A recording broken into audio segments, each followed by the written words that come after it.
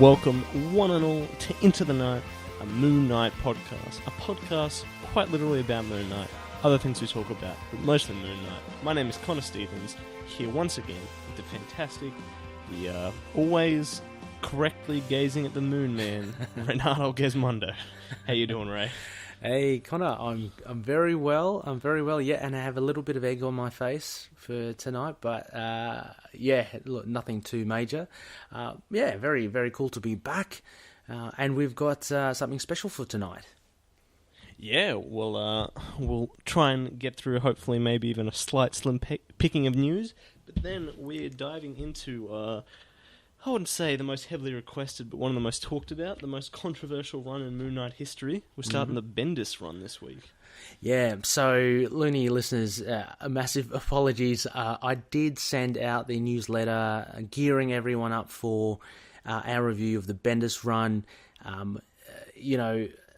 Even had a lot of really good feedback, which we'll get to tonight, of the Bendis run, which is going to be really fun, Connor, to get into, because we know how Bendis has rubbed people up the wrong and right ways. It's actually meant to be a classic run for this episode. It's actually meant to be, because it is a waning crescent up in the moon. So for all you moon gazers up there, you'll see in the sky it's a waning crescent. So you might be wondering, how come we're doing a modern run review, which is a waxing crescent? I got that mixed up. I'm very sorry. But anyway, we're going to forge ahead. We're going to make a deal with Khonshu, and we're going to flip it around. So next week we'll be doing the classic run review. And for tonight, we'll be doing the Bendis run, as you mentioned, Connor. Very, very exciting run indeed. Can you wait to I can't wait to read the responses from our loony listeners. Oh yeah. Just checking, I'm guessing we probably got them across the whole range: Twitter, Facebook. Yeah. We got a fair bit through the Facebook, so we'll get to that as well, loonies. Fear not. But first of all, I guess Connor, how things been lately? There's been you've been a busy little beaver. What's been going on in the Khonshu corner of the universe? The Khonshu realm is both busy and very not busy. Currently job hunting, so I've got a lot of time on my hands. So I've been really catching up on some content and diving into some more reviews. I've got another little project coming up I'll be announcing in the coming weeks. So very, very exciting. And you did touch upon... you're doing a lot more writing, a lot more articles on... I'd love to give it a shout out. So the Big Comic page, it's a website with just a plethora of comic reviews. Publishers aplenty. Khonshu, you'll find him there under his daytime name or daytime moniker of Connor Stevens. You've been very busy. Sorry. Saying a lot, Connor, Connor to Connormon, it's a big jump. Don't mean to frighten anyone off. That's it. Deceptively simple alias there. But you've been busy with the Doom Patrol articles, reviewing them. But you also have a cool Valiant one of the Forgotten Queen that has come out last week, hasn't it? Or did you get an advance copy? No, that was, the Wednesday just passed. The Forgotten Queen by Tini Howard. Some great stuff. It's feeling good to be excited for Valiant stuff again. Next 2 weeks we'll have a Life and Death of Toya Harada. Incursion was pretty good, so all systems go. Oh, Incursion, I haven't read. I'm really, I'm just always far behind with these sorts of things. I've got both of them and the Death of Toya Harada on my list, so I can't wait to read it. Incursion was good, was it, Connor? Yeah, it was very much a setup issue, but it seems like it's going to be a pretty fun cosmic Eternal Warrior Geomancer comic. Geomancer's an Eternal Warrior. That's my jam, so looking forward to that. And for any first-time listeners, loony listeners, apologies, Khonshu and I, we are big Valiant comic fans, so we do... give it a bit of a plug and a bit of a mention here and there. Of course, we are a Moon Knight podcast, so we'll be sure to get onto that. But there's plenty of other great things out there.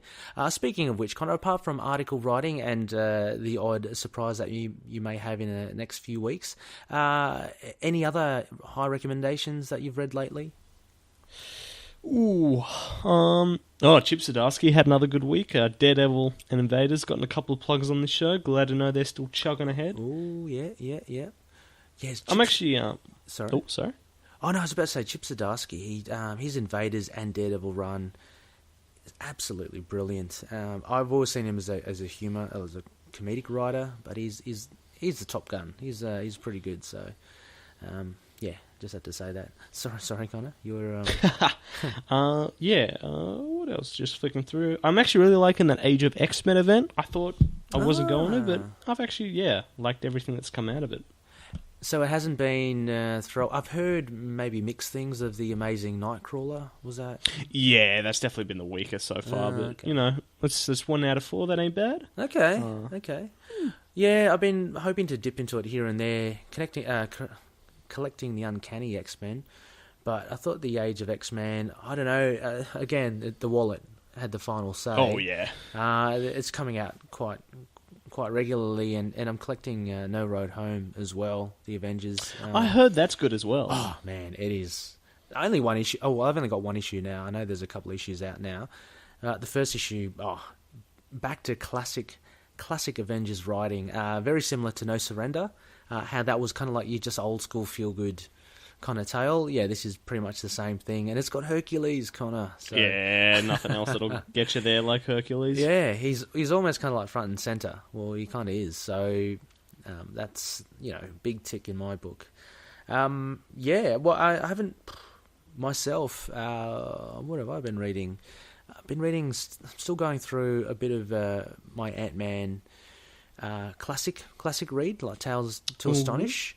Really, really fun read, actually. I'm actually really enjoying these 60s comics. I generally didn't have an interest in them before, but seeing Hank Pym and Janet Van Dyne written in very, very dated format is actually quite amusing. And their villains are quite funny. It's just a bit of fun. So, just a bit of that. I've actually been purchasing other stuff. So I got the Brubaker hardcover omnibus of Daredevil. You good stuff. Bloody good. I was looking for the Bendis one, but apparently the Bendis hardcovers are very hard to find. So it's going to be a bit of a challenge. But yeah, anyway, other than that, No Road Home, and I've still got a pile of comics, which I'm a couple of weeks, 3 or 4 weeks behind, so give that a go. But yes, anyway, also a bit of news, Connor. I know you've probably seen in the prompt sheet mentioned Captain Marvel, which is coming out. Crazy, I can't believe it's this week. I know, how cool is that? And before you know it, we're going to get into March, April, May. There's a whole slew of movies and TV shows coming out. Like, I think Agents of S.H.I.E.L.D. was announced as well to come out in May, the new season. And then you've got Shazam on DC coming out in April. But anyway, Captain Marvel, I'm actually, Khonshu, I'll give a little I'll give a little shout out to the Signal of Doom. I'll be actually linking up with Dave Finn and his better half, Michelle, and a couple of other comic-y friends, and we'll be catching up at the local cinema to be watching that. So I'm looking forward to that. Actually, it's going to be good. It's going to make it extra kind of special. Be able to comment with David Finn. I don't think Stu will be there, but yeah. Unfortunate, but yeah. I'm sure Dave's enough. He certainly will be. He's always got the hot takes. If he does. Got any Signal listeners out there? Yes, he does, and he does self-proclaim that any time with him may be too much time with him. So at least he's got that kind of sense of modesty. But are you going to be catching it this week, Connor? This Wednesday I'll be there. Ooh, yeah, me too. Yeah, same day. So what time are you saying it? Oh, I think I'm an early morning boy. I do love a good 10:30 session. Oh wow! So you'll be okay. Cool. We got the 6:45 in the evening session. The classic.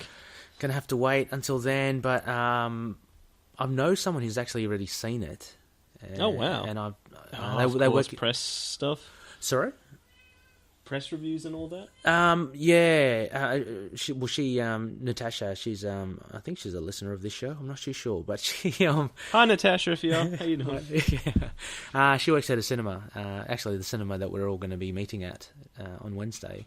She saw an advanced copy. Exciting. Yeah, I mean, so I immediately told her, look, it's great that you've seen it, and I'm happy, but please, I'm not going to be listening to any more. I mean, regardless of positive or negative reactions or anything, I just don't want to be spoiled.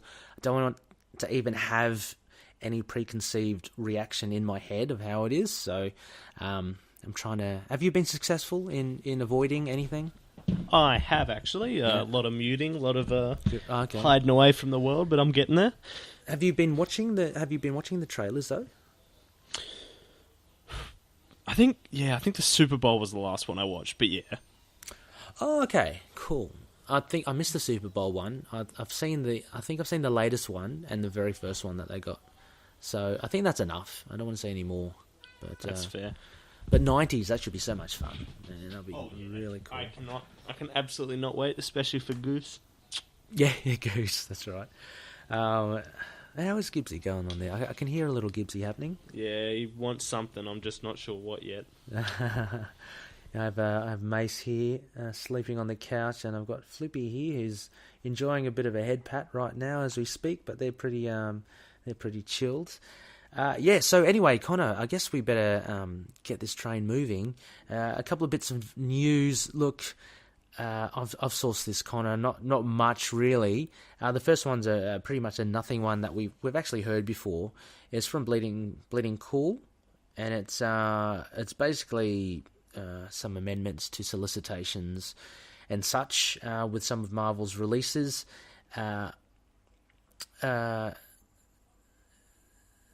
So Marvel Comics Presents number 4, which we mentioned, written by Benjamin Percy and Juan Ferreira, will be doing the Moon Knight story. They've added Peri Perez to the issue as well. Absolutely love Pere Perez. So he takes over Paulo Cisquera, who was on the issue before. So that's a slight change, but hopefully, I mean that's not going to change the Benjamin Percy Juan Ferreira aspect of the show. I mean, as everyone, people may know, Marvel Comics Presents is an anthology, so it's made up of a whole lot of stories. The Moon Knight story, I think, is still very much Benjamin Percy and Juan Ferreira. Juan Ferrero actually put up a great panel this week of what he's doing. Absolutely fantastic. Looks bloody good. So that was it. That was only just a little bit of an update there. Also, I'm just going to add in, there's a third bit of news, which was in our ITK community. Someone posted up this bloody kick-ass helmet of Moon Knight. Did you see that? Oh my god, yeah. For sale. Yeah, it's they're selling it. It's from Gods of Props, I think, .com, and they make resin headgear. I had a look. I went on the website. They actually do replicas of, like, the Black Panther helmet, Deathstroke. I think that's a guy's name from DC. All sorts, and it has a Mooney helmet. So it retails at $180. So not bad for the quality too. It's not bad, yeah. I mean, compared to like the statues and stuff, you were mentioning before, Khonshu, that statues can go for a mint, right? So yeah, a helmet for $180. I'm seriously considering. I don't know what I'd do with it, but if I rode a motorcycle, probably wear it on that. Turn on the LED lights, Get arrested, probably. Exactly. Is it something that you'd get, Connor, or is it? It's a bit. I mean, it is a bit expensive. Yeah. Not personally, but Yeah. Well, if I had all the money in the world, I might. It's a hell of a thing to look at. Yeah, true. It's a very beautiful piece. So we'll definitely put that in the show notes. There are images circulating around in our Facebook group, but we'll be sure to put a link to the Gods of Props website for you to have a look and purchase if you wish. Anyway, so that was a quick fire bit of news. Again, not much news, loonies. We're not going to, drown you with rumours and, possibilities. We want to remain with the cold hard facts. So that's it there. So why don't we just take a quick break, Khonshu? Let's settle into our favourite couches. Let's make sure the cats are comfy as well, and we'll be right back with our LUNAR-PICK Modern Run review. Hello, I'm Anthony. And I'm Dr. Issues. And we're hosts of Capes on the Couch, the podcast where comics get counseling. Superheroes don't always get to go home happy. That's where we come in. We offer psychiatric and mental health analysis of comic book characters. So check us out at capesonthecouch.live and across all social media platforms at Capes on the Couch.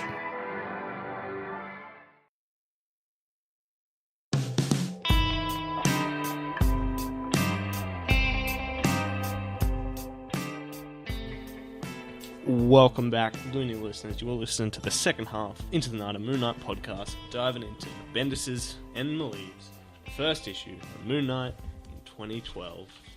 Yeah, this is 2012? 2011, I think. Damn, just missed it. Nearly. Almost there. Oh, almost stuck the landing. And a little bit of background, Khonshu, I guess we should say.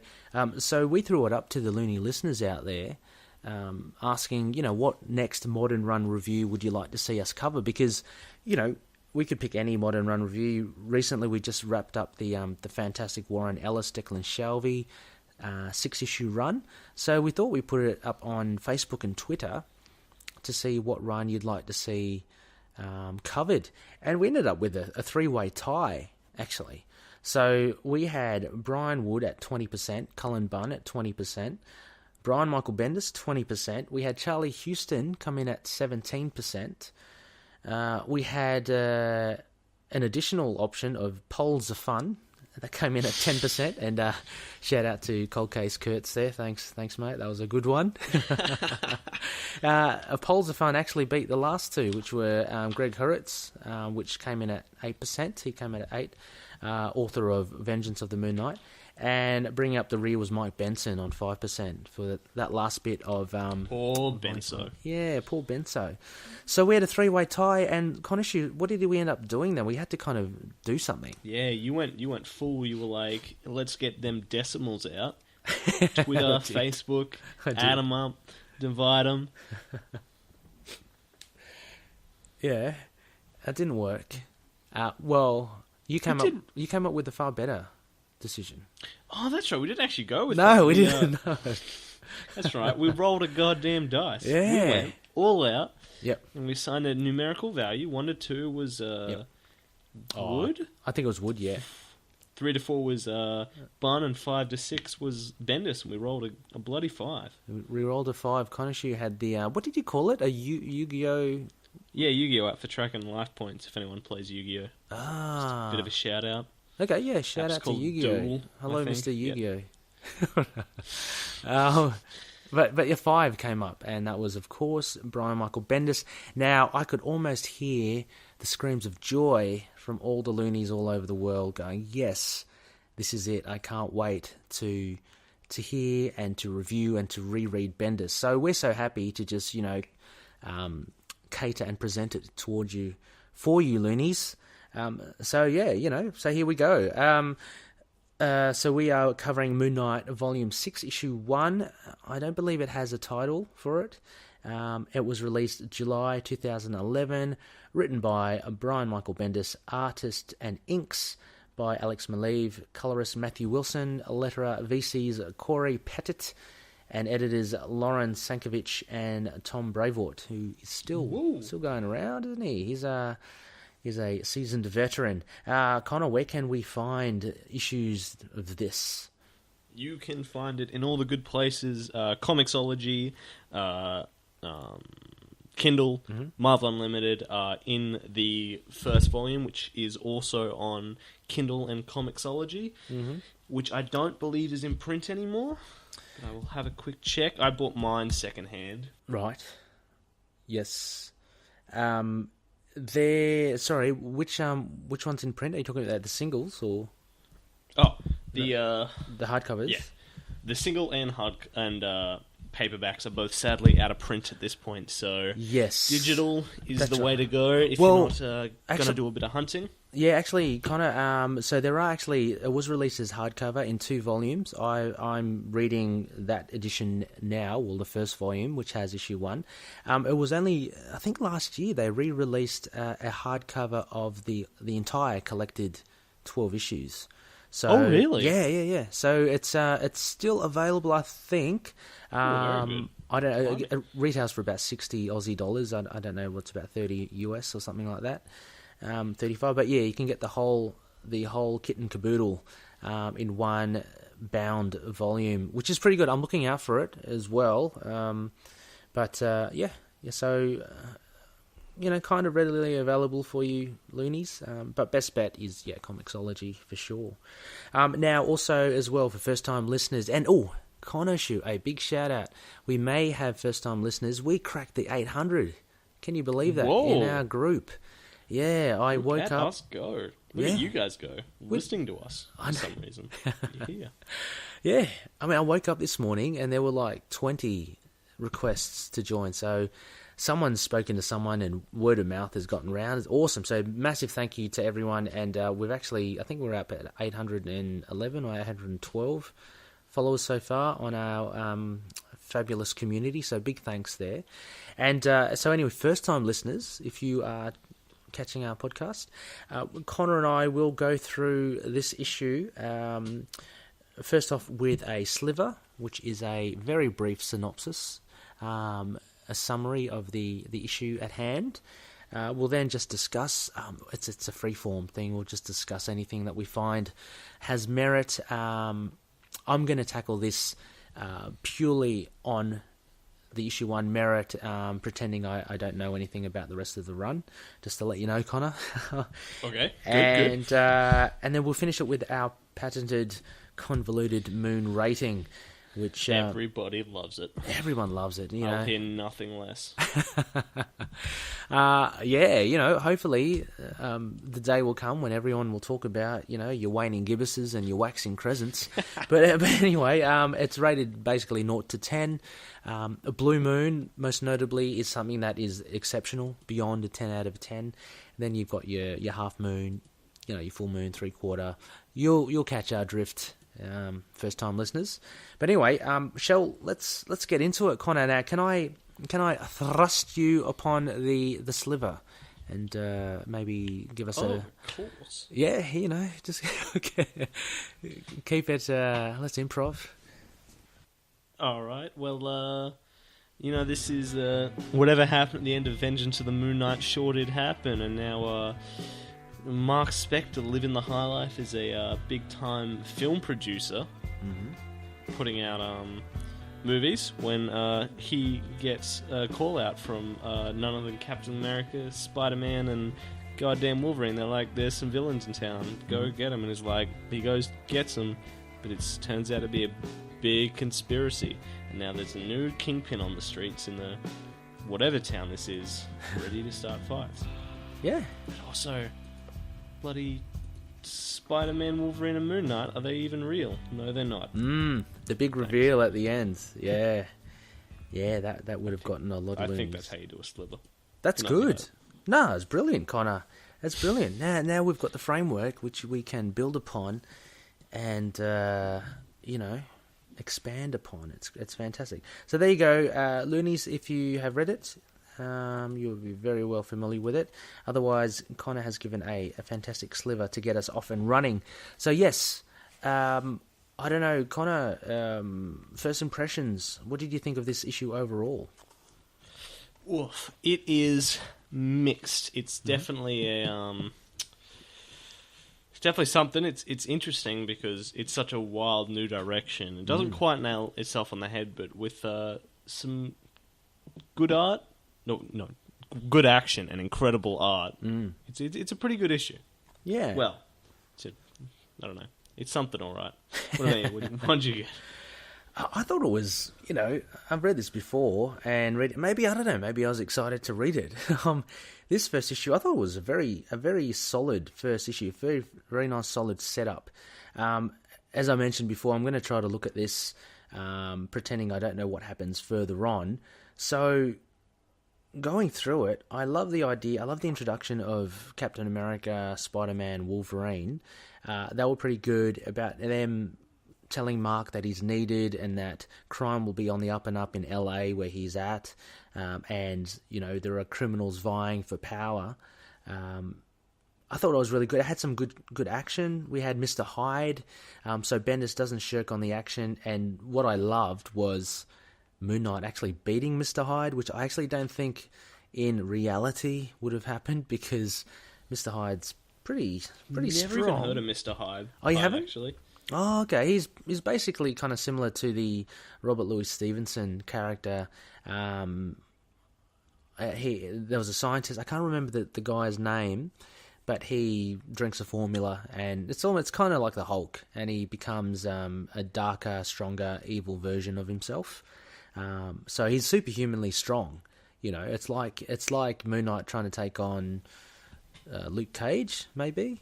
That kind of level, but he beats him. So I don't know. There's a bit of creative license there from Bendis, but no, I thought it was a solid issue. It had nice action. It had very Bendis-y dialogue, and the reveal at the end was let's say that opens the floodgates for a lot of Moon Knight fans. With Spider-Man, Captain America, and Wolverine not really there. So ergo you would assume that it's in Mark's head, and ergo then his identities, and that just opens a whole can of worms. Yeah, so I just want to... I think definitely the biggest positive of this issue is that it's actually a pretty great, just Moon Knight out in the thick of it. You got some cool setup for a whole new crime gang. The fight with Mr. Hyde is a lot of fun, and the two thugs, I think their dialogue's pretty good. Bendis is pretty great at street level stuff and really funny. Yeah, people populating his world, so that was pretty fantastic. Yeah, it was. Yeah, sorry, Connor. No, I'll let you go. Yeah, those two guys were. You can't mistake them for Bendis characters.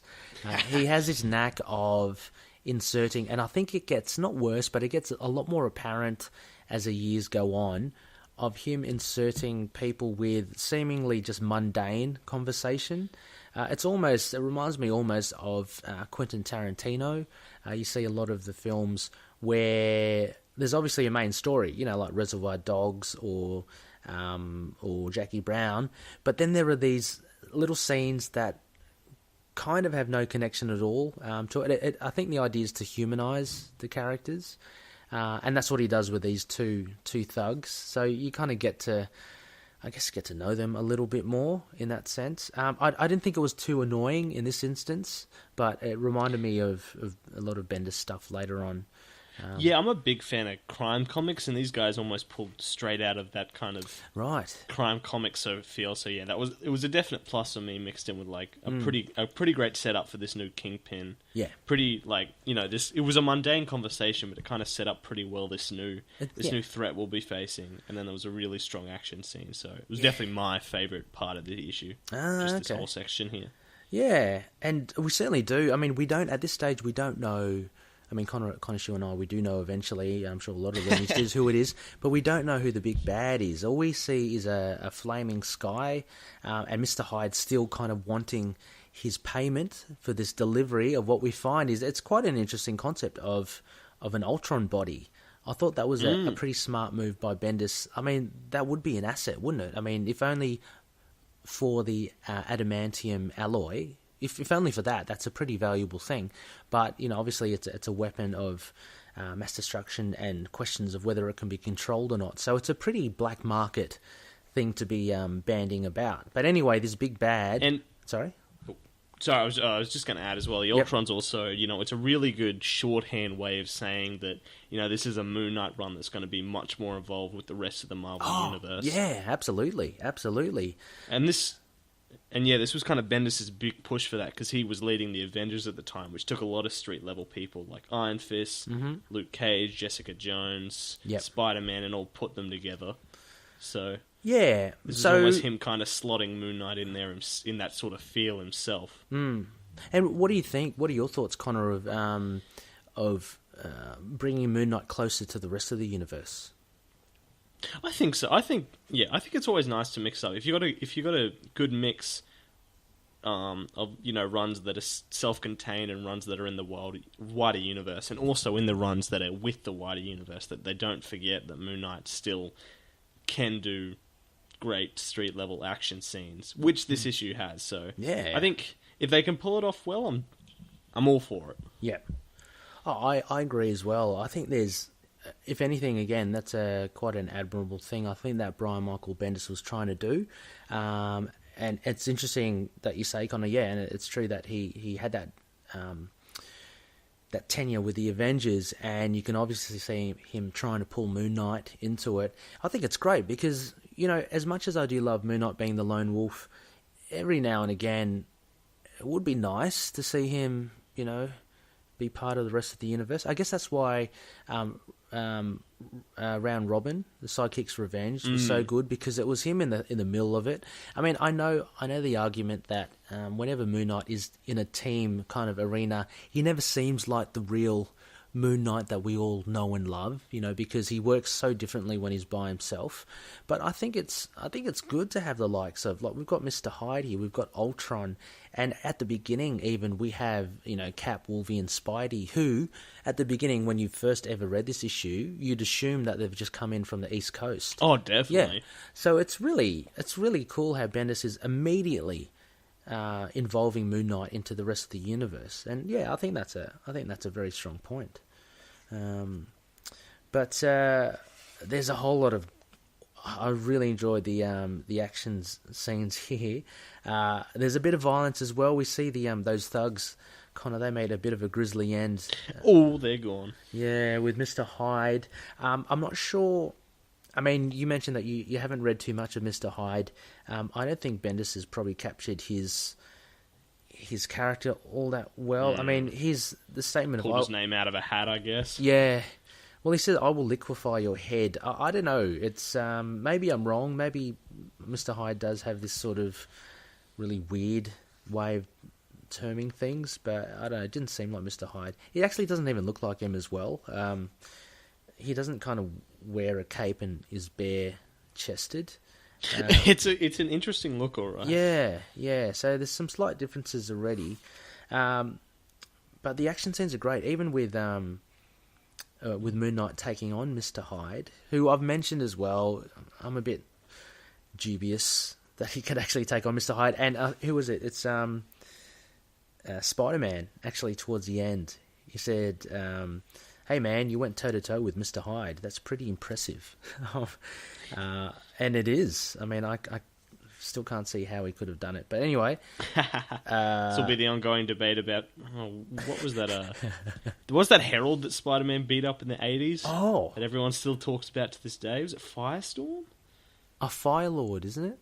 Was it Fire? I don't know. The guy with the flaming head and the bow staff with the two fires on either end. I think his name's Firelord. I think. That would surprise me. I do not remember the issue that well, but I remember that conversation has still not ended. Oh, really? 30 years on. But, at least Spider-Man's superhuman, right? I mean, this is literally Moon Knight, a normal dude. Guy with dubious possible powers. I doubt he's got powers here. But yeah, he beats him with a fire extinguisher, which is a bit weird.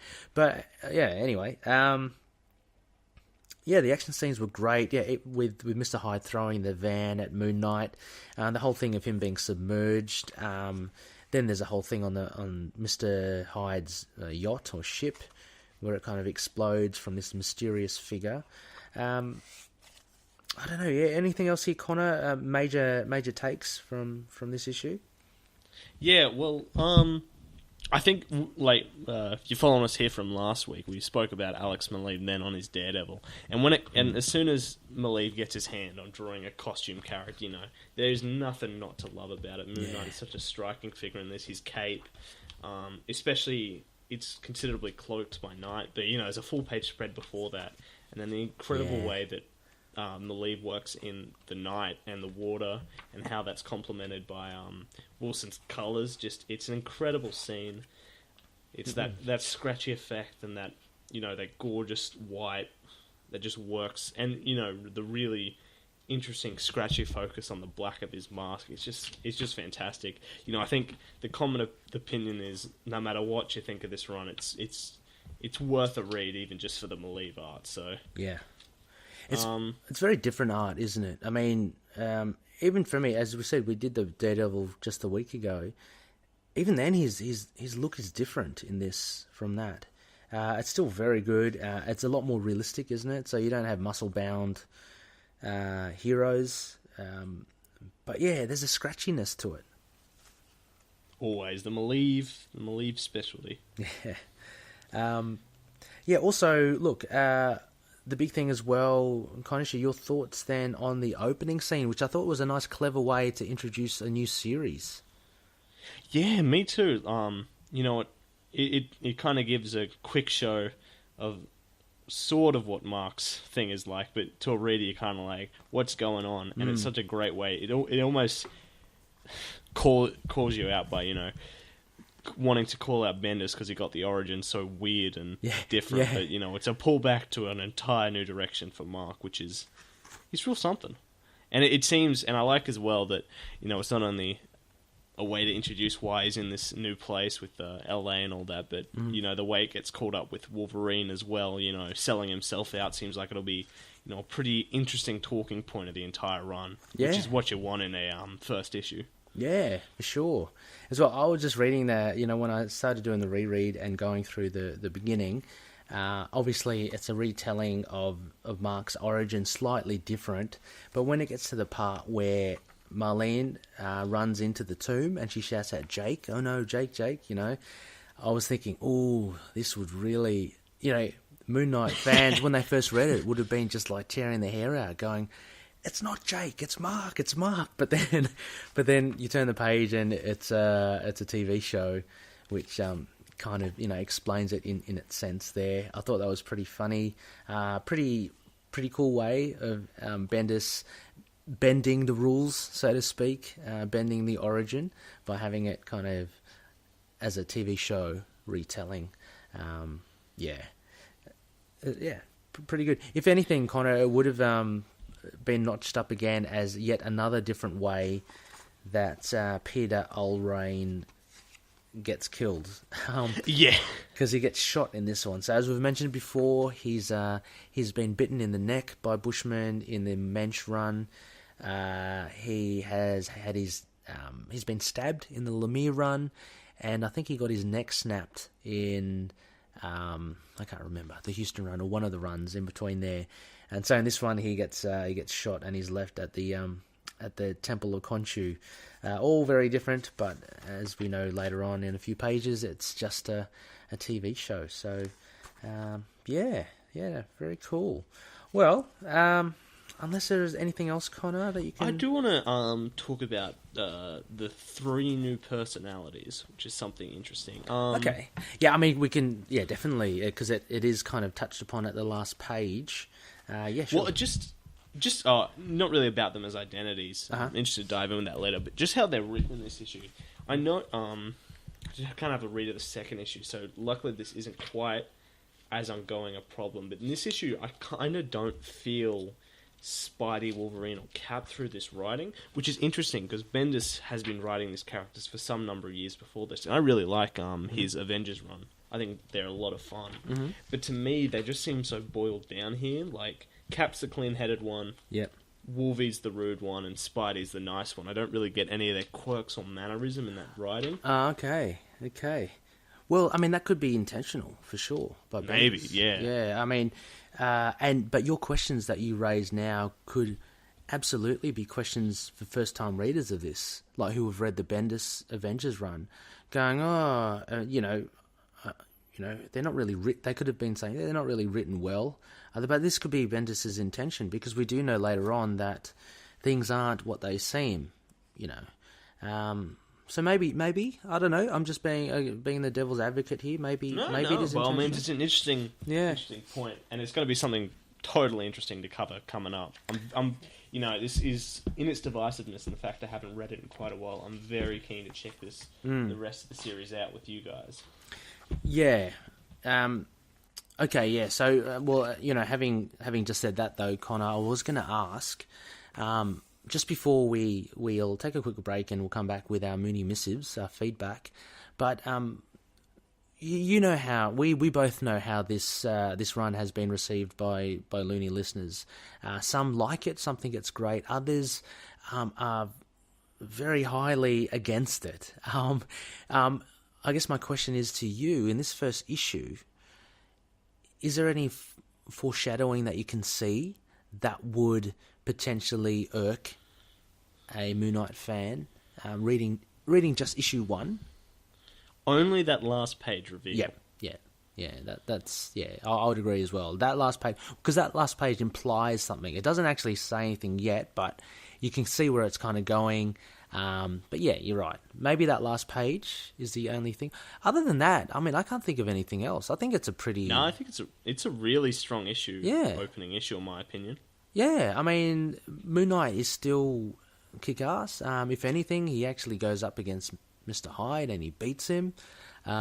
He's stalking criminals in the night. We saw he was scoping out those 2 thugs.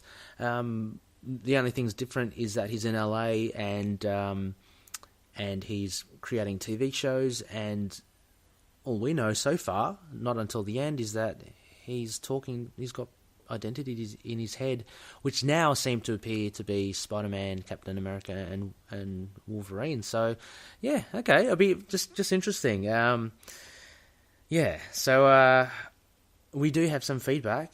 Well, what are we going to rate it, first of all? Oh, yes, of course. We've got the gun. How dare you create such a convoluted system and expect us not to use it week by week? I'm just so excited. This is what they're here for. Oh, I hope so. No. I hope it's for the discussions of this, but I guess I'm just so excited because, we know this is such a divisive run. I just can't wait to sink my teeth into it and to hear from you loonies. But anyway, yes, you're absolutely right. We are doing our moon rating system. After all we've heard, I would give this one I'd give this a 3/4 moon. I'm going to say that. I'm going to, I'll give it a 7.5 out of 10. I think it was a solid issue.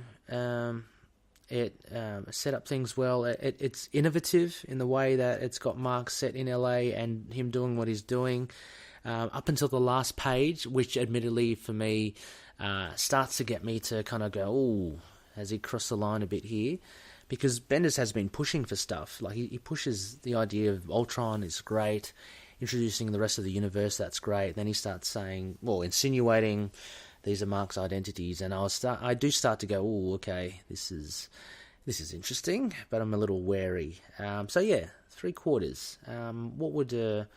What would you give it, my good sir? I'm right there with you. 3/4 moon. Mm-hmm. I think essentially there's a lot of strengths going for it. I feel like Mark in this is actually written, just reading it, almost in a similar way to Mark Spectre Moon Knight in the 90s. Mm-hmm. I don't know. I've kind of get a similar vibe for them. I just think, this sets up the use of the rest of the Marvel Universe in a really fun way. Mm-hmm. It sets up some street-level shenanigans, a new villain. It's got a great fight scene. It's got this really big new idea, delivered stunning art with Malieve. And so, really this good. issue isn't an issue that blows my socks off, but, it's just a good start.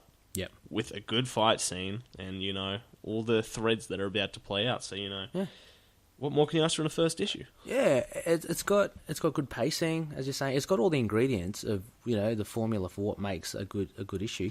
And it's got a couple of unexpected turns as well. So, yeah, okay, cool. Sorry, what was your rating there, Connor? 3/4 moon with you. 3/4. 7.5 out of 10. So a spot on 7.5, a 3/4 moon average from your High Priest of Khonshu. Look, it's not over yet as well. It'd be interested to hear what you think and what you would give it. So please, by all means, just share your thoughts. We'll take a quick break right now because it was such an emotional journey, Connor. I'm not sure about you. And we'll be right back with our Mooney missives. So our feedback from our Looney listeners. See you soon.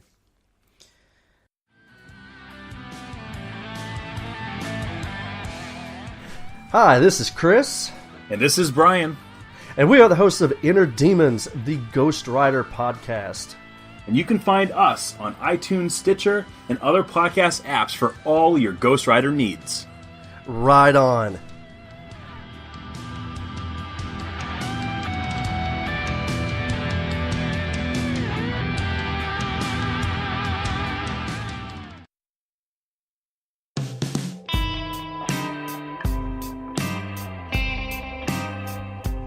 Yes, welcome back, Looney listeners. This is Into the Night, a Moon Knight podcast.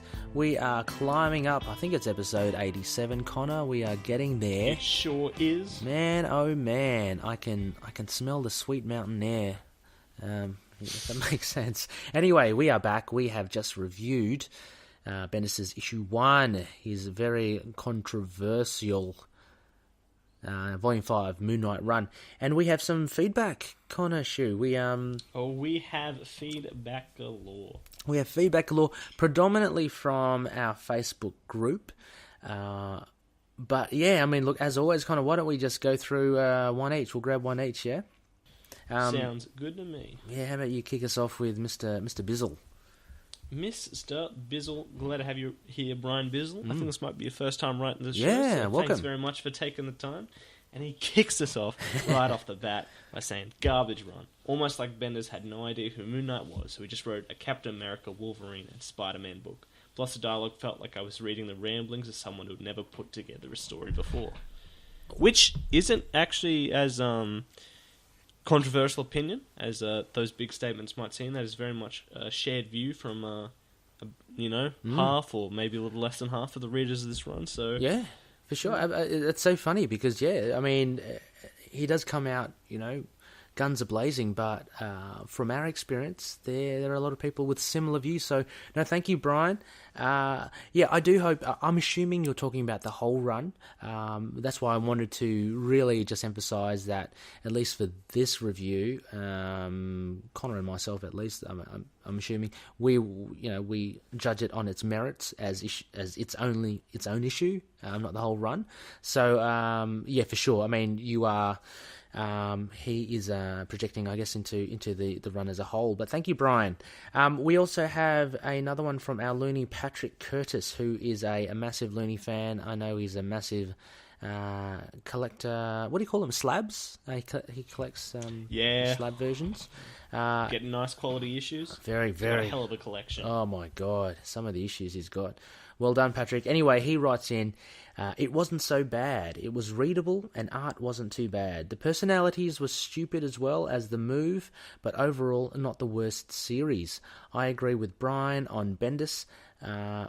Must not have known the character. So Patrick, a little bit more lenient on his view of the Bendis run. Khonshu, and from this it looks like, I'm assuming, maybe he's talking about issue 1 as well, not maybe the whole thing. Yeah, I think so.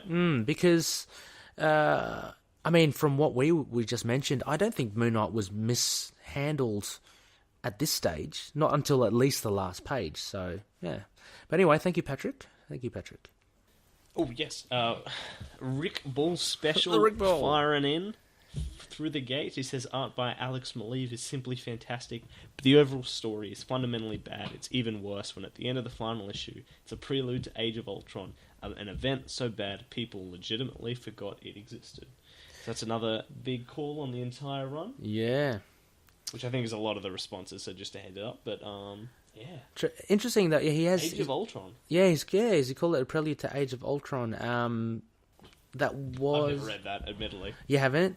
I have. It was okay. I mean, it wasn't great or anything. There's no Secret Wars or anything like that. But that was when, it was okay. So I think you're right, Rick. Well done. But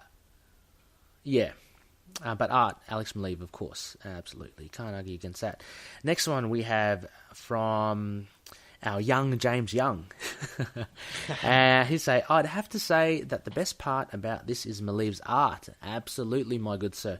Overall, though, it's not up there with my favourites. Fair enough. There are many quality runs by Moon Knight. Maleev's art, again, you can't deny how evocative it is. I just love it, ever since that Daredevil run as well. So, David Whitham, or Witham? Yep. Whitham? I think it's Whitham. Says, worst MK run of them all. Full stop.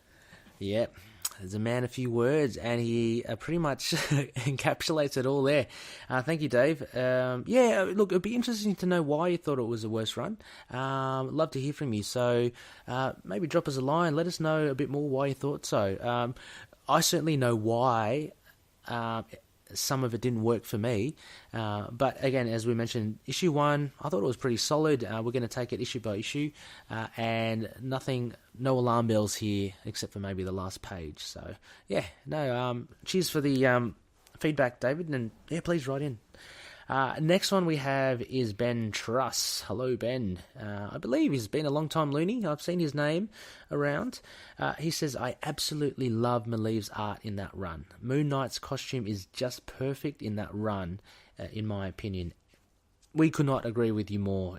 Moon Knight is very memorable in under the pencil of Alex Maleev. If it weren't for the Avengers' personality swap, which never really bugged me all that much, seeing as the tactic for each Avengers approach is kind of similar to that and representative of Moon Knight's original alter personality types, I think it would be considered better. So he's got here Captain America pretty much equals Grant, which is a logical, tactile leader. You have Wolverine, who is the Jake Lockley, angry, irrational, and strong. And you have Spider-Man, who is more like the Khonshu, or Mr. Knight, testing, humorous, and protecting, I think. Might be a bit of a reach, but that was my honest to Khonshu, my first thought when reading for the first time. Yeah, a very cool take, Ben. I love it when loonies send in stuff like this. Yeah, it's really cool. Bendis seemed to further crack open Mark's DID, which follows perfectly considering Spectre's past regarding psychological trauma, his covert PsyOps past, Moon Knight Ultra Association, never mind everything that happened to Mark Spectre after that. Also, Moon Knight was always being laughed or poked fun at for being a crazy, less than small-time vigilante in previous runs. So, for his DID to take on the personas of A1 vigilantes isn't a far jump for me. I wouldn't call Captain America a vigilante, although maybe after Civil War you would. But yeah, I definitely know what you mean, Ben. I do wish they would have brought Lockley, Grant, Frenchie, Flint, Jenna and Crawley in, though. That was disappointing. If not all of them, then at least some of them. That was silly. As for the location change, that makes sense. He was a West Coast Avenger and a multi-millionaire, so I think it's safe to assume he has houses all over the world. No problem there from me. That's my opinion, my little old takeaway. He says, sorry, no need to apologise, Ben. These are fantastic comments that you've lent, and a lot of them are very thoughtful. Like Connor, Moon Knight was a West Coast Avenger. He certainly was. So why not have him in LA? I mean, that makes sense. Got to spread the heroes out. You got a lot of them in New York. Spread their wings. Get them out there. Did you have any issue of him in LA, Connor, or? Not at all. Yeah, me too, as well. Actually, I thought that was just fine. So thank you, Ben. Thank you for all those. And what did you think of Ben's comparisons of Cap, Wolvie, and Spidey? I think that's I don't know. I think he's really onto something there, because it does slot so perfectly. Yeah. There's definitely at least, a good headcanon to have going forward. I'm definitely excited to see how this lines up when we follow the rest of the issues. Yeah. I mean, if this is indeed the case, this is what Bendis is doing, maybe, and I'm projecting a bit further ahead, and yeah, as you say, we'll have to wait for the issues, but maybe that could have been fleshed out a bit more. like to make that association with Lockley, Grant, because it does make sense here from what Ben is saying. They do seem, in this issue alone, that seems to be the case. Like, Wolvie is the aggressor, so is Lockley. So, yeah. So, again, thank you, Ben. You've given us a lot to think about.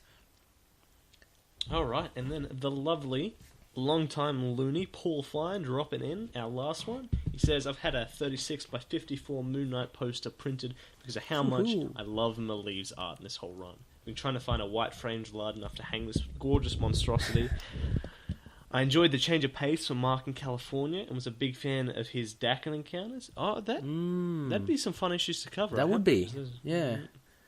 I've been on a personal hunt since Bendis' run for any material sending Mark to Cali. I thought it was weird that he went from Vengeance to Secret Avengers to Shadowland, then to California, without any explanation as to why. It was brought up in Heroes of High, but not explored. I definitely enjoyed the theatrical retelling of Mark's origin story through a TV series. Genius move to sum up a long character history. Would have loved to see where Bendis went with the story had he had another year of writing. Thanks for reading my comment and may Khonshu watch over all future podcasts. Cheers. Yes, Paul Fine, we love you. Yeah, thank you, Paul. Very much appreciated. And he did drop in a photo of his massive monstrosity of a poster, and it's a beautiful one, isn't it? It's that blue one where Moon Knight's kind of flying, swinging away. By Maleev, absolutely gorgeous. I love the splash page in this issue, Connor. That Moon Knight one was just, it was brilliant. So, no, thank you very much, Paul, and thank you all loony listeners out there for dropping in your comments. Look, just keep them coming. We know that this is a highly talked about kind of run. Divisive. Yeah, divisive. Would love to hear more from you. We'll be covering, obviously, the following issues every Waxing Crescent. So, stay tuned. But so far, 3/4 moon is how we've got the run. So, let's see if Bendis can keep it up. Yeah, we'll have to tally it at the end. Take all the issues, tally them up, where we line up. And see, again, give a numerical average, potentially to the second decimal place, hopefully. It's very important. Very important. Well, that's about it for this episode. So from Khonshu and myself, it's been really good. I just wanted to give a couple of shout outs. A spectacle, a little segment of shout outs. First one, obviously, I wanted to give a shout out to Signal of Doom, again because I'll be catching up with Mr. Finn. One of the co-hosts of Signal of Doom will be catching Captain Marvel. That should be good. I am looking forward to that. That's going to break up the week perfectly for me. And the second shout-out to our awesome High Priest Khonshu and a big comic page and his articles there. Keep a lookout. I'll definitely add some links directly to Connor's articles. Thank you. Have a read. I mean, this lad's got talent. He knows how to write. He can do no wrong with that, and very insightful. So I can't wait to. I think I'll read your Forgotten Queen review, Connor, before I actually read the comic because I don't usually dangerously. Sorry. Playing dangerously. I do, but but I don't usually do that at all. But I'm keen to read your article and your take on it. So so keep an eye out, loonies, for that as well. And don't forget, you can get a double dose of Ray every week. Him talking about Superman. Oh. Last Sons of Krypton as well. Yeah, thank you. Yes, I co-host that with another Connor. Our latest episode just dropped, I believe, on Sunday. So when we're recording this now, so just a couple of days ago, for when you hear this, so it's a lot of fun. We cover Marv Wolfman's 100-page Super Spectacular, which came out, I think, just last week or so. A couple of weeks ago. So thank you, Khonshu. Check it out. Superman fan. I am growing to be one. He's getting there. He's getting there. He's no Moon Knight or he's no Multiple Man yet, but he's a pretty decent DC character, I must say. So Khonshu, what have we got on next phase? Next phase, we're actually swapping around. So next week's the classic run. It's Moon Knight, Volume 1, Issue 4. Get keen. Committee of 5. Yeah, that'd be interesting to cover. We're going back to the old Mensch run. Do you remember much of this issue, Connor? I don't at all. Okay, I don't too much as well. All I know, I believe it's like some assassins, right? Aren't there like 5 assassins that come after Moon Knight? Something like that. I could be wrong. But gonna have to give that a. I can't remember the it's like issue 8's the one with the werewolves. That's the one I remember. Oh, okay. That's about it. Yeah, gonna have to reacquaint ourselves with this classic run. So yeah, Committee of 5. Yep. That'll be good. And so finally, Loonies, as you've heard earlier, the Mooney Missives, you can drop us a line. Please do. We absolutely love hearing from you. As Khonshu said, we love hearing these theories. We love exploring them and discussing what could it all possibly mean. And anyway, so we have an email, itkmoonnight@gmail.com, our website with all our episode summaries, show notes, newsletters are at intothenightpodcast.wordpress.com. We're on Facebook, facebook.com/itkmoonnight. That's our page. Our fantastic group is Facebook. 800 and counting. 800 plus, 800 and counting. Facebook.com/groups/ITK Moon Knight. We're on Twitter still as well. We've got our handle ITK Moon Knight. We're also on Instagram, Tumblr, YouTube. Just search for Into the Night, a Moon Knight podcast. You should find us there. We've got discussion threads for upcoming episodes. We've got the newsletters, general fan collections being shared around. We recently had one with Anthony Sitko, a podcaster himself. From Capes on the Couch. He showed off his collection. My God, it is massive. It's something. Ooh. Oh, fantastic to see. Also, iTunes ratings. Look, if you do like what you hear, please let iTunes know. That actually helps them and helps us reach more loonies. So 5-star, if it's any less than that, or if you have any constructive criticism, please let us know. We'd love to improve our show. Finally, on all good podcast catchers, Apple Podcasts, Google Podcasts, Stitcher, Spotify, SoundCloud, iHeartRadio, we're all there. Just search for us and we should pop up. So thank you once again for listening. A pretty good way to kick off the Bendis run, I think, Connor. I think so, and we hope you'll catch us next week, week after that, and by the time we swing around to the next issue next month. So yeah. Beautiful. Thank you all for listening, and anything else you'd like to add before I sign us off? No, just have a great week, everyone. Keep reading good comics, and if you come across any news on Moon Knight, please share. We just love sharing all the news with each other. It's what it's about, the community. Yeah. That's why we're here, still here, after all this time. So yeah, thanks for listening, and may Khonshu watch over the denizens of the night. Goodbye. Catch you later. Moon Knight and affiliated characters, stories and events are properties of Marvel Characters Incorporated. Materials used and discussed within the podcast are intended for critique and review purposes only under the fair dealing concept of the current Copyright Act. The views, information or opinions expressed during the podcast are solely those of the individuals involved and do not necessarily represent those of the copyright owners.